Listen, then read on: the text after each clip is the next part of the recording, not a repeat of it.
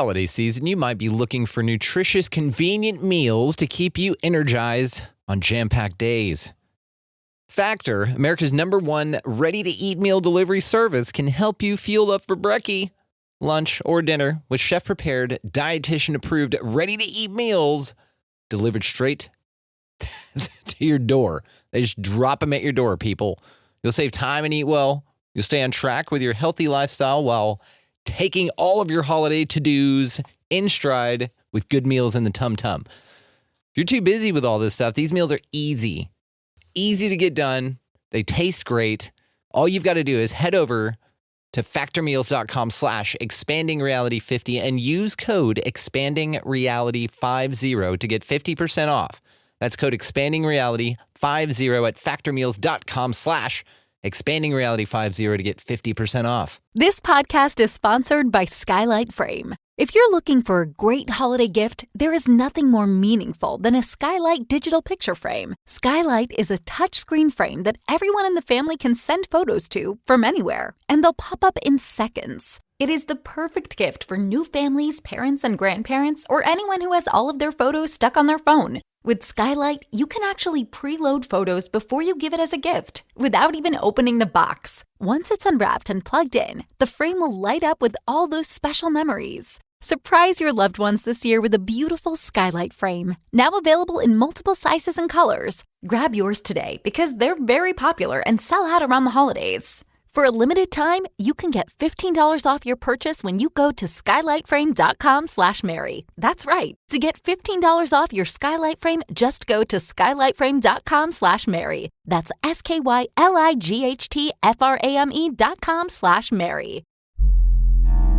A choice right now, between fear and love. It's just a rock. Out of the dark night of ignorance and into the shining light of truth. Expanding reality. A population of citizens capable of critical thinking. We don't see things as they are, we see them as we are. There's a level of reality where everything dissolves into an ocean of energy. We empower our experience by insisting on our authenticity. That's very profound. Very. Expanding reality. Welcome to Expanding Reality. I am your host, Brandon Thomas. On this one, guys, we got to sit down with Catalina of Catalina's Classroom. Now, she is an herbalist. We talk about all kinds of crazy cool stuff. She talks about the most disgusting things that come out of our body in a way that's fascinating, informative, tasteful, funny. She's just got away with it all, guys. She informs us on some amazing stuff like marshmallow root and the difference between cooling and heating herbs, and then we get into some spiritual components, and she's just one of the most delightful young ladies ever. So check this episode out, guys. Linked down there also is our website. There you can find Rockfin and YouTube and all the videos and merchandise and socials and all that kind of stuff. So go check that out also. So without any further ado, let's get to this amazing conversation. Y'all are just going to absolutely love her. Okay, so welcome to Catalina's Classroom. All right, ladies and gentlemen, an extremely special episode. We have Catalina of Catalina's Classroom here. I am super excited to speak with you. This is a wife told me about you kind of thing, and I then reached out, and we have been having a blast here, and I was like, dude, we've got to hit record. We've got to go. So if you don't mind, for my audience that doesn't know anything about you, let us know who you are. I'm Catalina from Catalina's Classroom, and I'm a holistic acne herbalist. So my whole mission right now is to help women transform their skin from within using holistic methods like herbalism, as well as nutrition and lifestyle. So they don't have to go down the pharmaceutical route, because I did from the time I was 10 until the time I was 19, and it did not work out for me. So that's been my life's purpose. And Well, it's amazing because this is something that we've been talking about lately. Dr. Ian Rubenstein and I got into kind of a conversation about similar stuff, and so I wanted to get a little bit more information on this so that I get the best for my audience. I always promise them that, and that's why you're sitting here. So one of the things that I saw on your Instagram, Catalina's Classroom, which will be linked, of course, down in the show notes down there, guys, was a video that you had talking about these different spots on your face. Do you know which one I'm talking about? Yeah, I know exactly the one you're talking about. Okay, do you mind telling everybody that? Because that was amazing. Oh, thanks. Yeah, so a lot of people don't know, but you can use your whole body is really a map, but your face can tell you a lot of signs, what internally is off. So when we talk about acne, the forehead is usually digestive or intestinal issues. So you want to look at whether or not you're pooping enough. Constipation is an issue here, and even things like parasite growth or candida overgrowth. Whereas when we get down over here on the cheek area, this is a little bit more nuanced. So if the person that I'm seeing or the client that I'm talking to has a history of hormonal imbalances, it's usually something like PCOS is the root cause. But if they're also a smoker or they drink, that can also come up here as well. The jawline is very consistent, as well as the chin. And this is almost always period, PCOS, and menstruation. And then on your temples, in Chinese medicine and Ayurveda, your temples are your liver and gallbladder. So people who have acne here, blackheads, super oily, that's going to lead back to some type of either over or underproduction of bile. See, this kind of thing is fascinating to me. I mean, the fact that people know this and the maps of the feet and how there's different pressure points. And there was something interesting about your earlobe where you go around and there's different points on that as well that they figure that. Like, how the hell did they figure this stuff out? It's almost like the Peruvians down there in South America figuring out ayahuasca. It's almost like somebody probably told them about this. You know, it's a concoction to where it was knowledge that was granted, you know, kind of thing. Do you think there's anything to that? Oh, yeah, for sure. I think all of this is ancestral and ancient, and I can't speak to how they got there with the face and feet, but something interesting I can share with you is that I learned through an acupuncturist who got to go through the whole college experience, is that in traditional Chinese medicine, they would purposely break monkeys, I think monkeys or apes, limbs, their bones, and then set them free in the forest, and they would follow them to see what plants they would reach to after they were hurt. So then they would, they would take notes and be like, okay, so this is an antispasmodic. This would be a pain reliever and analgesic. So yeah, it's super cool how they gathered information back then. You know, this is a horrible thing, but I'm going to say it anyway. This may be why we have AIDS, is because they were trying to figure out all things. You know what I'm saying? Like you would give, right? I mean, maybe it's something like that. It's a horribly lewd thing, but there might be something to that. Okay, moving on. I didn't expect that, but it was good. Okay, you know what I'm saying? Because if they're trying to figure out STDs, they're like, well, we need medicine for it, so we need a subject, right? Yeah, that's a good way. Yeah. Good hypothesis. It's a ridiculous way, but we'll take it. So animal testing has been going on for a long time, you know, and I've heard something about Dave Chappelle saying something about how to find water in the bush, and the Aboriginals will take a baboon and like get him in a cage or something like that, lure him in with salt, and he eats a ton of salt, and then they let him free, and he'll lead you to water because he's thirsty, you know, kind of thing. So it's stuff like that I find so interesting. It's being that dialed into nature that is so fascinating to me. And that's, I think, a lot of, and like I said, on that Dr. Ian Rubenstein thing, it was just a conversation, but I was going to bat for this idea predominantly. If I had to pick a side, that's obviously the one I took. But only because I find it so beneficial, I find it so much less invasive, and I find the lizard people that are running pharmaceutical companies are the problem with much of all of what is happening, because they run the politicians, which it's just politics anyway, and we should all know that by now. But also, they're physically harming people and keeping them as customers, because that's what the pharmaceutical industry does. They don't want cures, they want customers. And you know this, which is why you're in the work that you're doing. So if you don't mind, before we jump into some other amazing stuff from you here, tell us just a little bit about how you got into this. Like what led you to do this?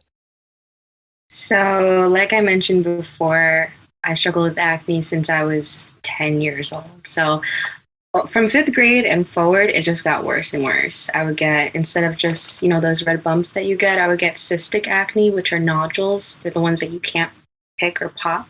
And then it started to move from my face to my chest to my back. And my parents didn't know any better. My parents they don't live the same life as I do. So they just did the next best thing. I was struggling with really low self-esteem. I was really insecure in my body. So they took me to the dermatologist. So I was in maybe sixth grade when I got put on Retin A, which is basically vitamin A on steroids. It's topical. And benzoyl peroxide. For a time, I was taking a really strong antibiotic called doxycycline. So I was also treating the acne from the inside. But I was doing several rounds of all these drugs on and off because there would be times where the insurance didn't cover the product. So I would have to get kind of like the great value version.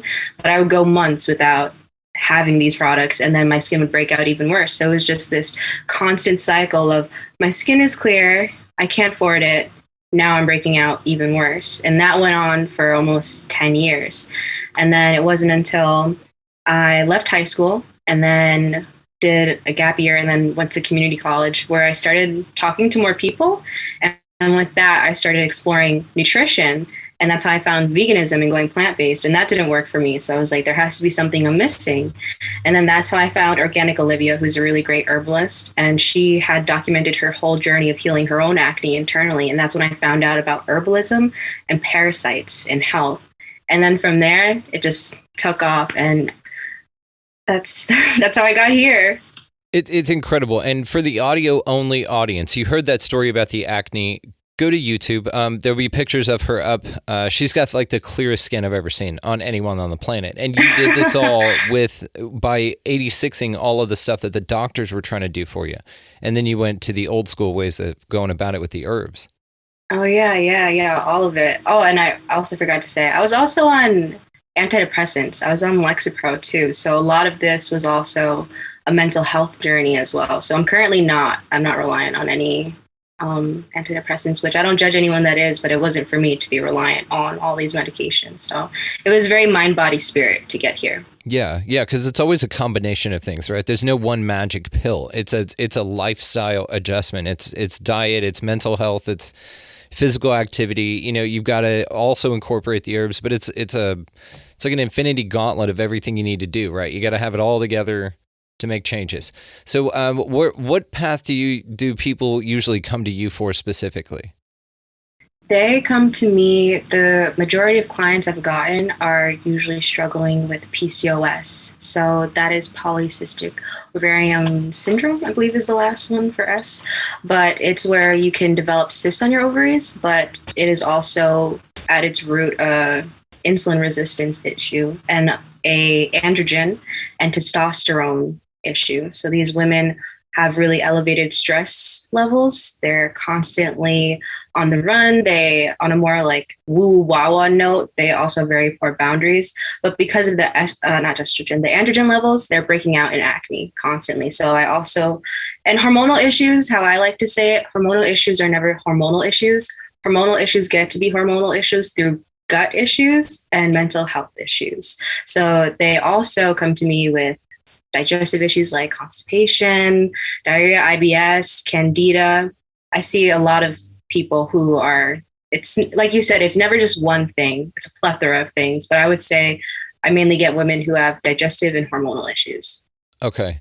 Do you mind expanding on the digestive issues? So how do you know that that's the case? You can tell this by like the acne as well? Yes. So that's the thing about acne too, that I got to know is that it's not just, if you look up the definition of acne on Google, it just tells you it's an inflammatory skin condition. There's no real mention of why it actually happens.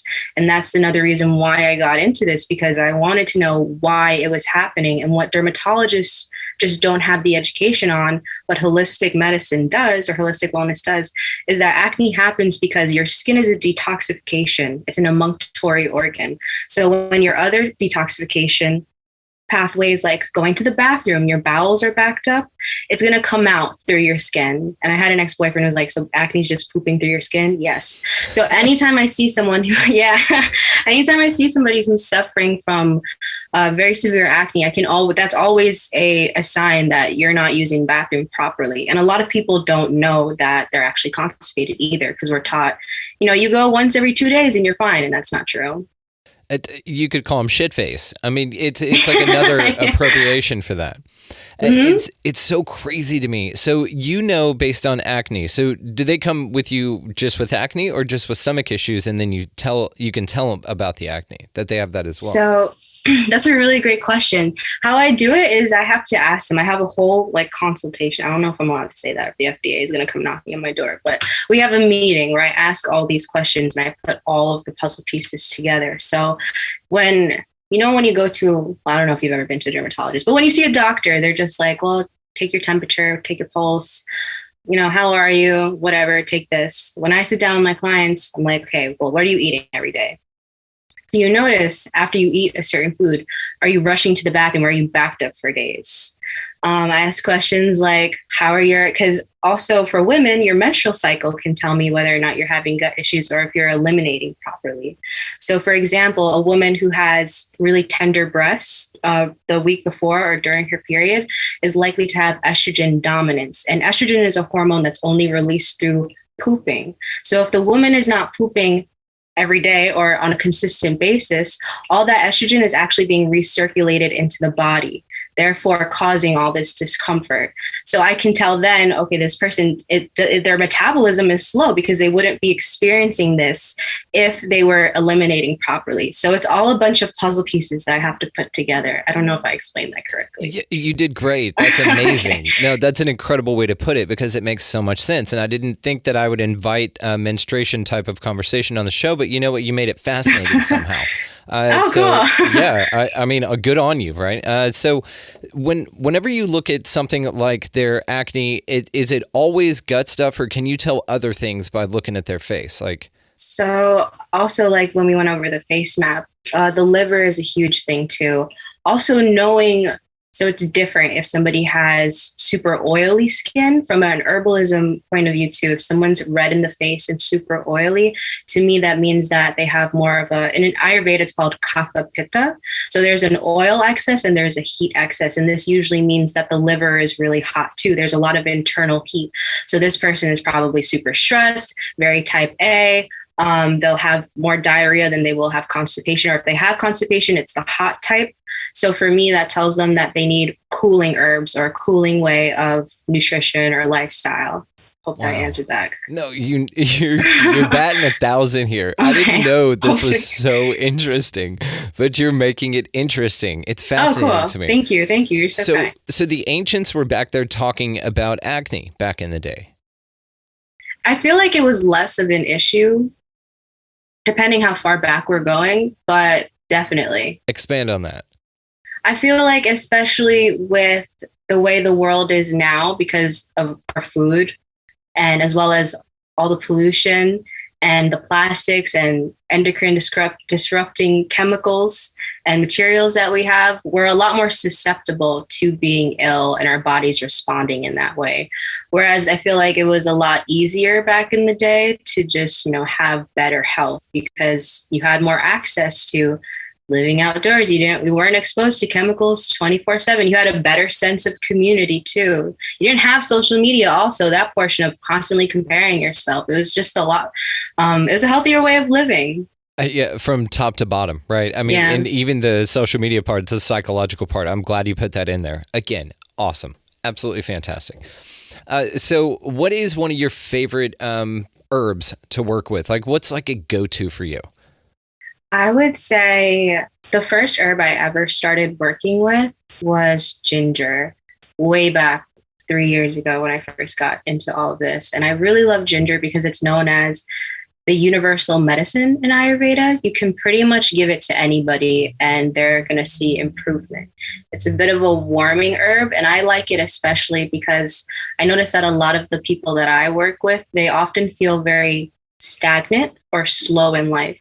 And for me as an herbalist, ginger is more of an invigorating herb. And the personal profile for it, or the personal picture, or the indication, is that it's great for people who kind of need a kick in the ass to get started on making new goals or just being more present in life. It's a spicy herb. It's something that's going to motivate you to get out of bed. Like, I've never met somebody who takes a shot of ginger and is like, let me go back to bed. Yeah. No, this is a great point. And I didn't even think about the hot, cool aspect of it. So you think about all of this because that motivates change in a specific way. So what are some cooling herbs that you work with to do that, and why would you use them that way?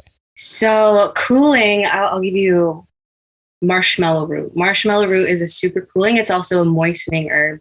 So it would be perfect for somebody who is struggling with something like constipation, or if they're exhibiting heat symptoms like super dry skin, scaly skin, as well as if there's any blood in the stool.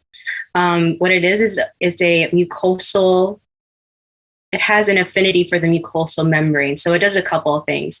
It's super cooling in nature, so it's going to tamp down any internal heat, but it's also going to help heal any of the intestinal membrane that might be torn from like pushing or from pooping, as well as it's moistening. So it's going to add fiber and bulk into a person's stool to help them poop too. I really like it because it's also very nutritive and easy to drink, and very easy on the palate too, because a lot of herbs they don't taste very good.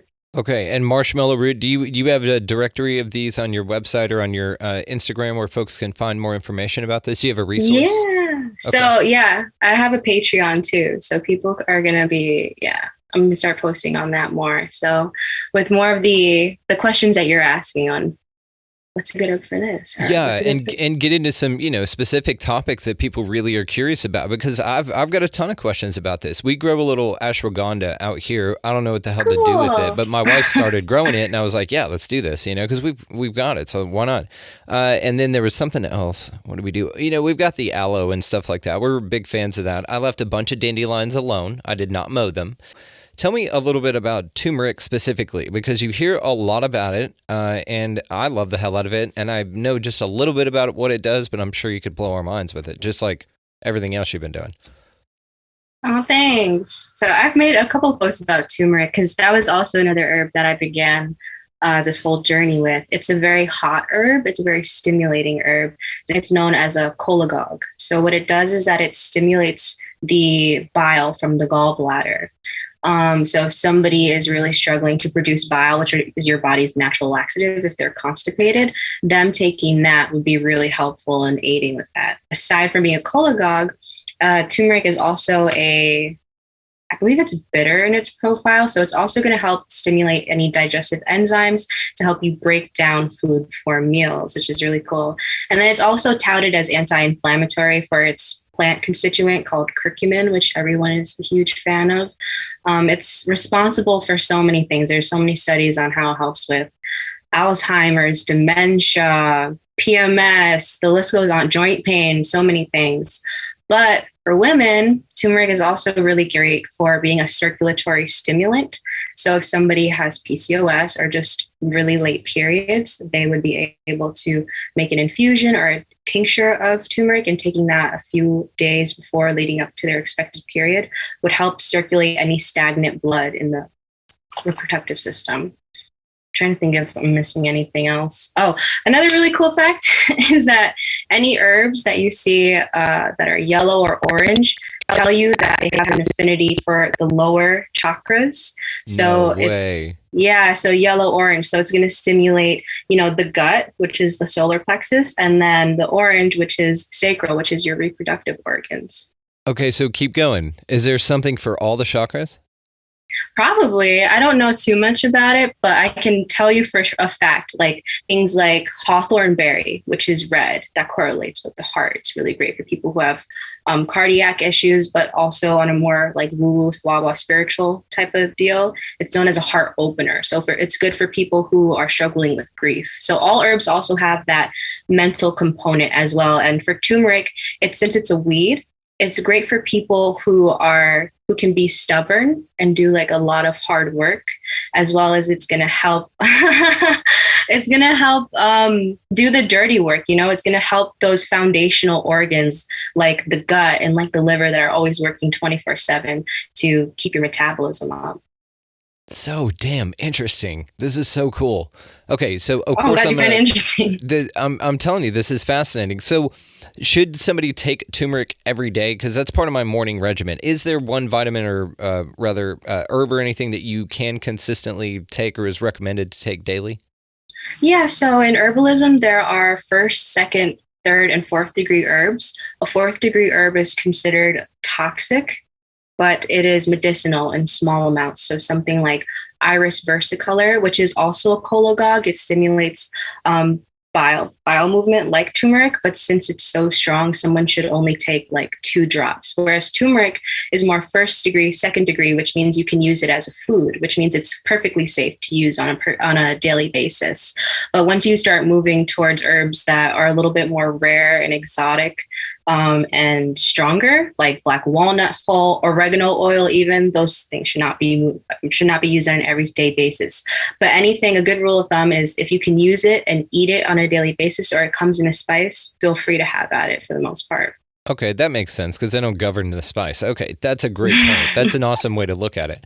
The crazy shit going on in the world right now, right? With all these health issues and things like that. Have you seen an uptick in your people reaching out for you for what you're doing? Yeah, so I actually, really cool. I had a friend reach out to me who contracted the C word. Yeah. Okay, we should have gone over a protocol beforehand because this will get yanked. I got an episode pulled. It was stupid. Really? Yeah, Max Egan. We talked about the mud flood, and I was like, "What the fuck, dude?" Oh yeah, I remember you talking about the mud flood. Medical misinformation. So they pulled that shit. It was dumb. God, terrible. I was like, we talked about like 15 things in there. If you just tell me what you want me to pull out, I will. And they just responded back, "Yep, medical misinformation. The whole episode, you have struck. I want to pull it all out." Yeah, I was like, fine, whatever. So I'm working on a backdoor to YouTube. Anyway, stay tuned for that, guys. I want to watch that. But yeah, so I had a friend who got the C word, which also very funny. And she was very clear in telling me when she started not coming down the symptoms, but leading up to when she got the test and whatever, she was around mainly people, jabbed people. Okay. Gotcha. Yeah. You're like teenagers? You're like, humans. I'm like, damn, really humans? Golly. They got it. She's around mainly jab people, so interesting point. But anyways, she reached out to me and was like, I don't know if people or if the hospital will even see me because I don't have the jab and I just don't want to go to the hospital. And her main issue was that she had been having diarrhea, and then for 3 days she could not have a bowel movement. And what a lot of people don't realize is that GI symptoms are usually the first to show up for something like because That's for the C word. Do you want me to put like a horn sound there or something? Yeah. Okay, I'll do that for you. For something like the C word, because because it is all interconnected. So she could not go, and when she was going, she was actually passing blood. So she was straining so hard, and she reached out to me. I made her an infusion, gave her a bunch of vitamins and minerals, among which were beef liver, which I'm a really big fan of. And the day she took the infusion, after she finished the first glass, she had a perfectly fine bowel movement. Damn, like your shit works quick. Yeah, 4 on the Bristol scale. Yeah. And she had tried the GNC herbs. She tried a colon cleanse. She tried to drink prune juice. She tried to drink fruit juice. Nothing was working. Good Lord. So I was the last resort. So, well, I would say anything. That dam was going to break either way, right? With all that stuff piled on top of it. Good Yeah. Lord. Again, this, I think you win for the guest that's talked about poop the most on the show, but it's all been interesting, so that's fine. So what do you think is the most important thing for your physicality, for your well-being?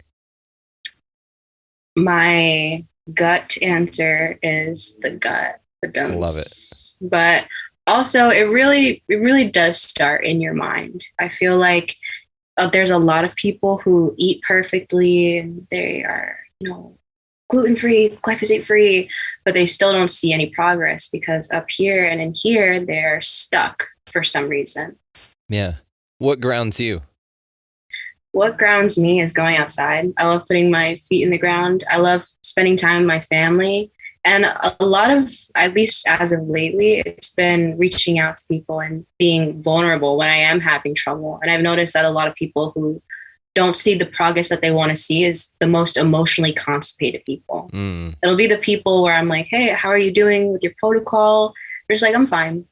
But a few more questions and I find out pretty much everything's on fire. And I'm like, obviously it's not fine.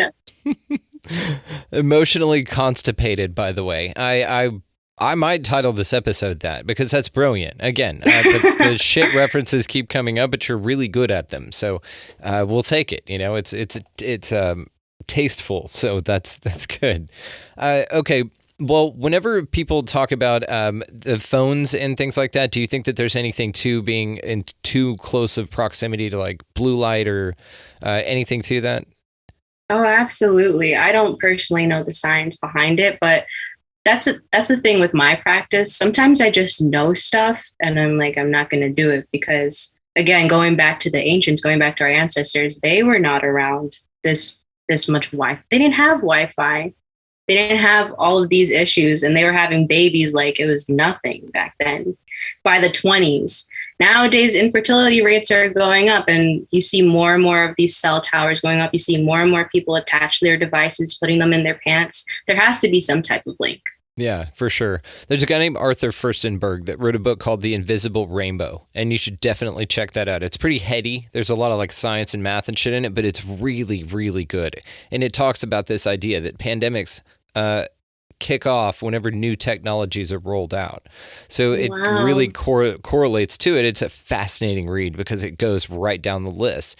And if you want to talk about what's going on here, then something happened over there in October of 2019 in a specific area where they say this also happened. And that's when 5G kicked on over there, is what they say. So anyway, it's pretty interesting. And I find those things really, really cool. So let's talk about parasites real quick, because I've heard of this. I've heard that a lot of people are showing horrible pictures and videos of disgusting things coming out of their body. And so I now know that you're my go-to for anything of that sort. So what do you got? So I've actually had parasites come out of me. I've posted pictures on my Instagram stories. Yeah, I mean, parasites are very, very common. And anyone that is watching right now, if you want to get into maybe some literature surrounding parasites, I would recommend Guess What Came to Dinner by Anne-Louise Gittleman, Dr. Anne-Louise Gittleman. It's a really good way. A really good way to break into it. She provides common signs and symptoms of parasites, how you can track them. And they're very, very common. That's the thing. You can get them from standing in soil, from standing in sand, from your fruits and vegetables if you don't wash them, from meat, of course. That's the most popular one. And everyone has them too. If you have a pulse, you have parasites. Yeah. Damn. Okay. Gross, but fascinating. So what do you do for parasites? So for parasites, there's a lot of controversy around this. And I know when I first started, I had the mindset of never eat sugar, never eat bread ever again, and then you'll be fine. But that's not the realistic, right? No, It's a Band-Aid solution in the end. Definitely be mindful of what you're eating. But I personally think after more studying and more client work and from my own observations, the real root cause or the real way to solve that is to build your natural immunity. Don't be scared of germs. Make sure you take care of your metabolism, because if you have a healthy metabolism, if you're constantly, pooping, if you're moving, if you're eliminating properly, you're going to create a less hospitable environment for parasites and these pathogens, because kind of like how you said before when you were mentioning nature, one of my favorite things to say is that nature mimics the patterns of disease. So if you think of things like a bathroom that gets mold because it has no windows, your body is the same way. So in herbalism, the perfect state or the perfect tissue state or habitat for a pathogen like parasites or candida to survive is a damp one. So if there's no dryness here, if things are just stagnating, if you're eating and you're not having that gastric emptying and pooping and all of that, and you're eating damp foods like vegetable oils and dairy, processed dairy and all of that, you are going to create a habitat for parasites. They're going to have a great time. But if you keep a dry or more of like a homeostasis, if your tissue states, if your gut is because it's a hot organ, you need heat in order to digest, your chances of developing parasites are going to go way down. It's as above, so below, because this spiritual concept also of negative entity attachment and things like that have to do with a hostile environment, on your energy and everything. So there's a physical component to this as well. I love that. That dipped right the hell into the awesomeness of that you've got to maintain homeostasis with your spirit to create a hostile living environment for parasites so they don't want to be there. That's brilliant. Nice job. Absolutely. Absolutely. And it's so funny that you say that too, because I'm working on an article for PCOS, and a study that I found said that trauma survivors, people who have gone through any type of trauma, are 3 times more likely to develop IBS, fibromyalgia, and eating disorders. And all of these, your immune system is tanked. You're just generally a lot weaker. So you're going to be more susceptible to things like parasites or to issues like PCOS and all these diseases. And it starts in a spiritual way, because that's what trauma is, essentially a spiritual experience too. Absolutely. And I heard a doctor speak about the C thing, and she said that one idea might be acidic environment. She was talking about the human body, and she was talking about acidity versus alkalinity. So she said that whenever you hear somebody like a 98-year-old man died of the C thing, or rather, no, 98 man got it, survived just fine, smoked, drank every day of his life. A 28-year-old nurse gets it and then dies. So one of the things that the doctor was asking in the study is that what if the acidity in the nurse's body, like nobody asked the questions, well, was she just going through a divorce? Was she paying off that hundreds of thousands of dollars in student loan debt? Did her dad just pass away for natural causes? Whatever. You don't know what the environment was with her, what her state was, what her flow was in all angles, because all of it's important. It's what you eat, but also it's what you feed with your attention and what you are going through in life, the state that you're in. So that's where the dis-ease of this comes in.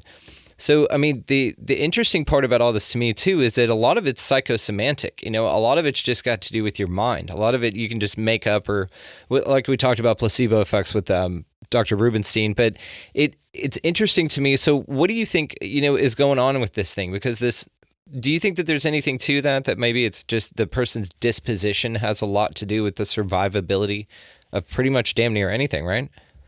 Oh, of course. I think that, so using that example with, let's say, an older man who smokes and drinks, you have to also ask, does he have a good support system? Does he have family that he sees on a daily basis? And also, I found that older generations have a great more resiliency to stress or stressful events. So like with that example, was she going through a divorce, whatever, she probably might not have like the best environment of friends. We don't know.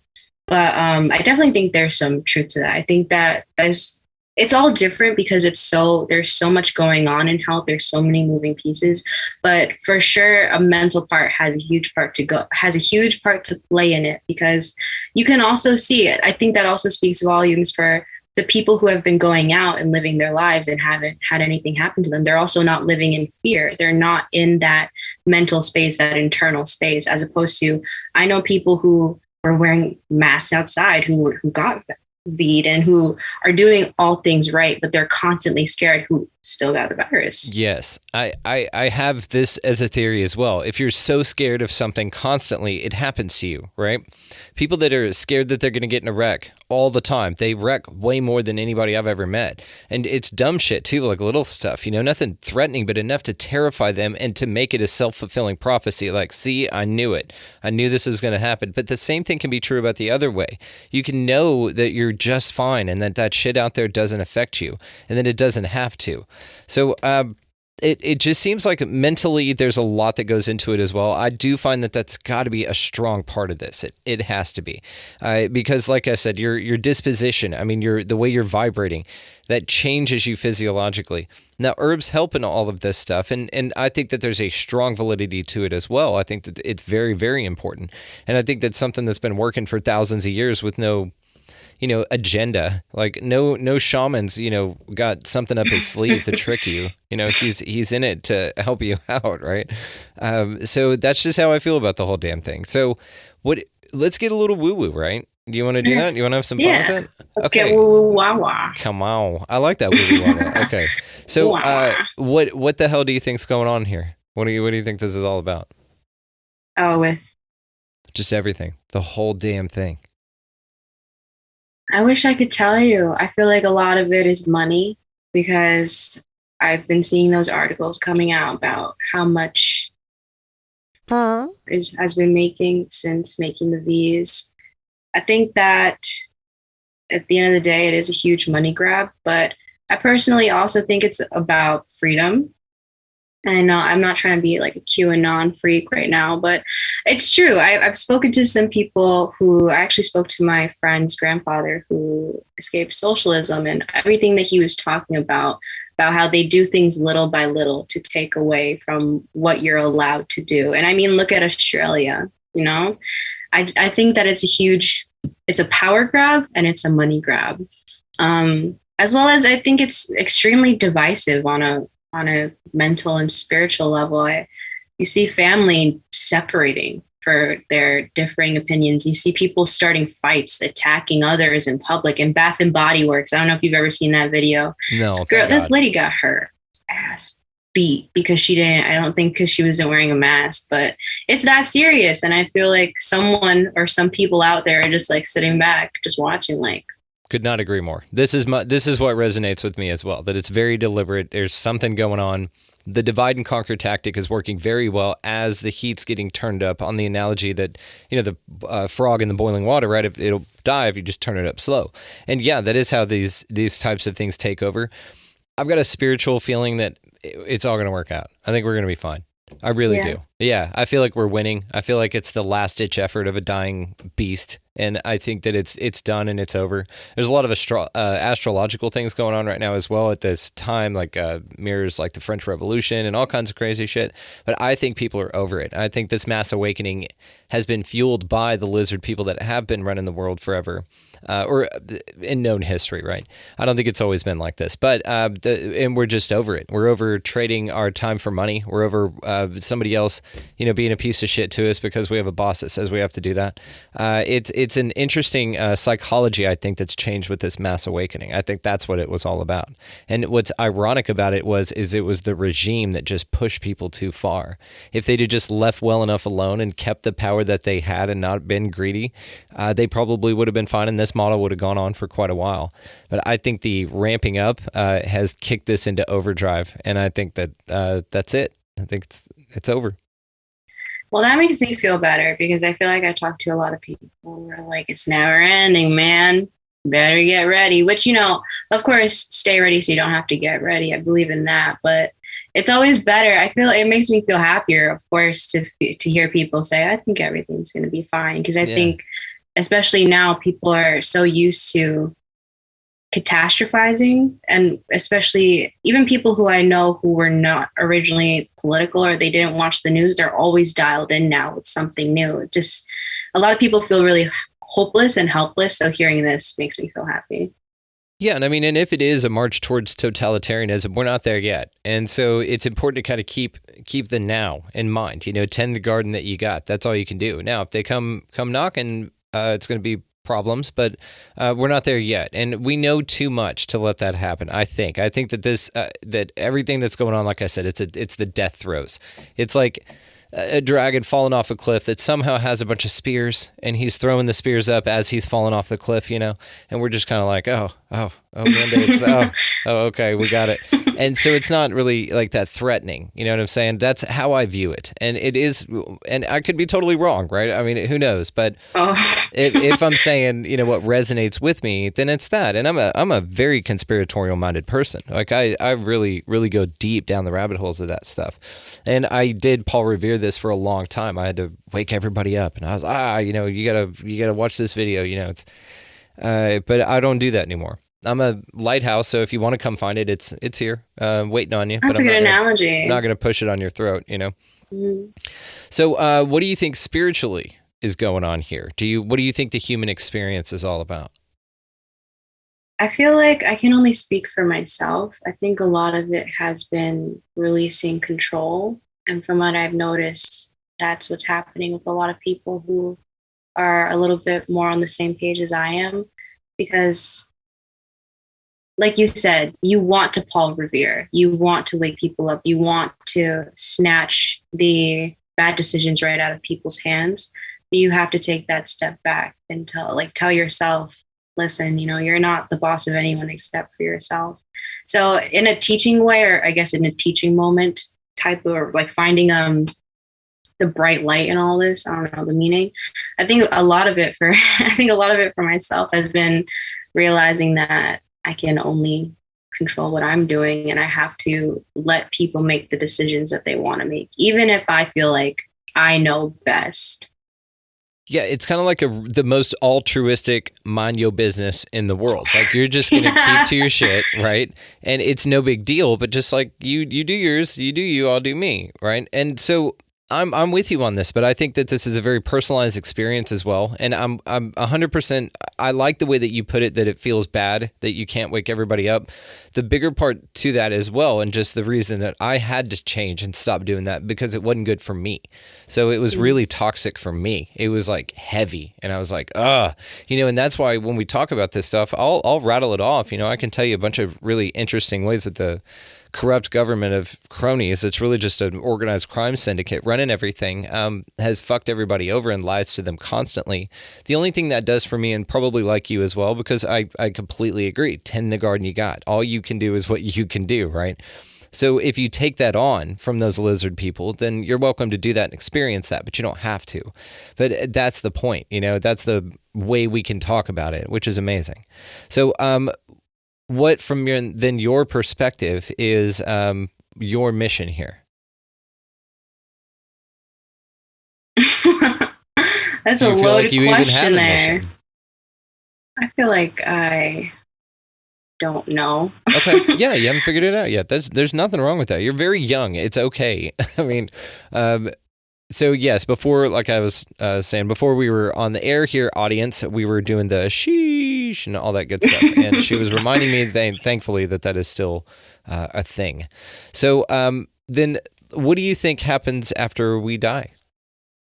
After we die? Mm-hmm. Oh my God.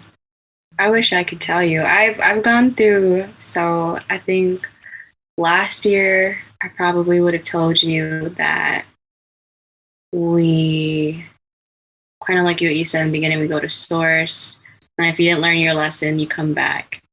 And then as of the last 2 months, I don't know what I think in terms of spirituality. I don't know if you've ever had or were raised like Christian. I've been looking into that. I don't know because there's so many other perspectives, and somehow they're all right and wrong at the same time. That's where I am. I think that's true. I really do think on a deep cosmic, we live in a simulation kind of level, that you're absolutely right. Whatever you believe in is true. It's a very true thing that you really do experience. So I'm right there with you. So how were you raised, if you don't mind me asking? No, you're good. I was raised Catholic. So I went to Catholic school, even from primary school up until high school. I was always in Catholic school. I always went to Mass. I was an altar server. So I grew up with, there's heaven and hell, don't kill yourself because God will be mad type of deal. So now you're going to check out the Yeezus? Yeah, because I don't know. I really don't know. Like, I was super into, I still am. Like, I enjoy astrology and crystals. I have nothing against it. And I'm still trying to figure out what feels best to me. And I just don't know what that is yet. Yeah, and what feels best to you might be a little bit of all of it. Just like a herbal concoction that you make where you just pull from a little bit of all of it and put it all in together. I know, but the only thing is, especially for me personally, I don't know if anyone listening also feels this way, but exploring Christianity, you kind of, or I felt like I get this message of, no, it has to be this way. You cannot take, it can only be this way. So that's the only thing that kind of scares me about it, that you have to be full on devout. It has to be done this specific way, and only is this way that God is going to be happy. And it makes me nervous. But do you feel that that's true? That God will love you any less if you go into something, a belief system where you resonate with some of it, but maybe not with other parts. You think that he would be as harsh on you as your human mind would be? This is a good question. Probably not. I would hope not. I would hope he's not like up there being like gross just because like I like a rock or two. Yeah, and I've said this for a long time. I mean, the God that I love and what I can imagine is incredible. And the God of a lot of faiths, and especially that one, again, because I was raised Christian, so I have a perspective on this, is very limiting. And it is very limiting. And the more that you look into the Bible and look at what's actually in there, I did a whole thing on Tinfoil Hat about this not too long ago. It's crazy, the discrepancies, and I was raised that the Bible is the one book that never contradicts itself. I'm not shitting on anyone's belief system here. It doesn't resonate with me the same way that it does for them. And that's fine. My mom, dad, super, super Christian. Absolutely adore these people. They're wonderful people. We just have a difference of opinion about that. Now, whenever we talk about God being, petty in that way is how it makes me feel. If I can identify that as petty, that's not good. We're talking ultimate deity. He's supposed to be way above all, he or she or whatever is supposed to be way above all of us. There's supposed to be nothing close to what we can fathom about the plan and all that stuff. And so to be that shitty and judgmental when it's obviously just stupid, maybe perhaps it's just things that a bunch of people wrote down a long time ago. And even other things that were written down at the same time about the same people were like conflicting messages, and they actually set you free, a lot more than the controlling ideology that was installed. They threw those out. And so it's weird how it's been, tainted. And I guess everything's been tainted. But this is what's interesting about spirituality to me, is that it's what resonates with you. You're not being told what you're experiencing. You're being told, hey, what do you feel? What resonates with you? How does this make you feel? If you want to wear this really cool colored rock necklace, it's going to be awesome. And it'll make you feel better. Then why the fuck wouldn't you do that, right? I mean, there's something so medical to the placebo element to all of this stuff. If you feel better, carrying a rock around in your pocket, and it makes your day better, it makes you interact with people in a more warm and loving way. Why the fuck wouldn't you do that, And the same thing goes with Christianity. Like if you're wearing a cross, that's fine. But then if you're, waiting for God to come back so that he can murder all of these people that don't think the same way that you do, it's like that part, right? It's like, damn it, dude, you had me. The no murder thing's in there. I like that. Let's, we don't need that. But then he turns around and murders like 2.4 million people in the Bible. Anyway, I don't think we'll ever figure that out. But like I said, it's just what resonates with you, So I tell you what, let's cap it. I had a long, stupid rant, and you were wonderful. So, did you have anything else that you wanted to tell the audience about before we wrap? Well, number one, that was really funny. Like picturing God coming down like a game of Mortal Kombat. Yeah, it's hilarious. Yeah. But anything to tell the audience? Put your health first, because that's all you have. Talk to a lot of people that they only wish that they had started sooner, and trust yourself, because I think a lot of people, they look at these doctors, and in my field, dermatologists and gynecologists, as these superior, almost gods, like their word is bond. But a lot of people intuitively know what's going on in their body.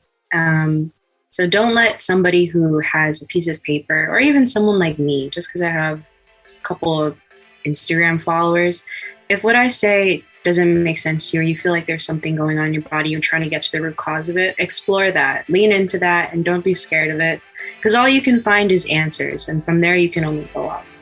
I would add to that another resource, reach out to Catalina. I am going to be linking all of the ways to find her down in the show notes. You were an absolute delight. This was Soul Tribe Shit, dude. You are welcome back anytime. So thank you so much for your time. I really do appreciate you. I'm truly grateful. Of course. Thank you for inviting me. This was so much fun. I stopped sweating. It was awesome. You did great. I'm telling you, you're an absolute delight. You're so wonderful. Thank you so much. Thank you. You're very wonderful yourself, Mr. Brandon. How cool is she? Catalina. She's amazing. Go check the show notes, guys, for all the ways to find her. What an absolute treasure. I mean, absolute treasure. So, okay, go down the show notes, check out our Instagram, take a look at some of that parasite stuff. Hopefully this has inspired you guys to at least grow a couple little herbs or something like that, and reach out to her, guys. On her Patreon, she's doing some amazing stuff over there, and then she just is an incredible resource, and she's a sweetheart. So just reach out. She'll totally answer your questions and help you out in any way she can. She's great. So as for this show, guys, you can find us at expandingrealitypodcast.com. That is where links to all socials, Rockfin, merchandise, all that good stuff is out there. Also linked in the show notes, this music that you're hearing is by a good friend of mine, Vinny the Saint. He's got some new stuff that he's working on, and he's always moving forward. Very, very grateful, Vinny. His music just got picked up in a documentary. So cool. So he's doing it, and we're very, very proud of him and grateful that he lets us use his music on the show. So go out into this beautiful world this week, guys, and pick up a piece of litter. Of course, be nice to everybody that you come across. Animal, entity, lizard person. You might as well turn the other cheek with those guys. They're, just trying to get by. So go get out of the left-hand lane, of course. Buy somebody a coffee or a meal in line behind you or near you. It doesn't have to be directly. You understand what I'm saying. The ripple effects make your day a lot better, make everyone's life better. Just try it out. It's a game changer, guys. So above anything else and all ever, go out into this beautiful place, whatever the hell this thing is, and y'all just be good to one another. Thank you so much for listening. We'll see you next time.